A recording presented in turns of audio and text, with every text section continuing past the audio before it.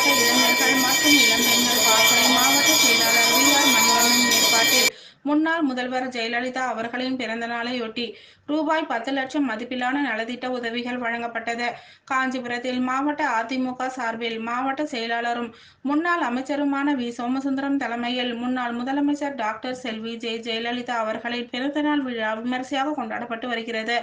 அந்த வகையில் ஏகாம்பரநாதர் சன்னதி தெருவில் மாவட்ட இளைஞர்கள் மற்றும் இளம் பெண்கள் பாசறை மாவட்ட செயலாளர் வி.ஆர். மணிவண்ணன் ஏற்பாட்டில் ரூபாய் 10 லட்சம் மதிப்பிலான நலத்திட்ட உதவிகள் வழங்கப்பட்டது.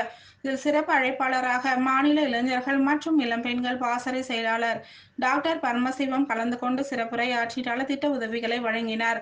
இதில் பைக் 46 நபர்களுக்கு, சைக்கிள் 32 நபர்களுக்கு, தையல் மிஷின் பித்தளை பற்றி 4 நபர்களுக்கும், 10 நபர்களுக்கு இட்லி குண்டான், மூட்டை ஏற்றும் 3 சக்கர வாகனம், சிறுவர்களுக்கான 2 சக்கர வாகனம், இளைஞர்களுக்காக விளையாட்டு உபகரணங்கள் உள்ளிட்ட பல்வேறு நலத்திட்ட உதவிகள் வழங்கப்பட்டது.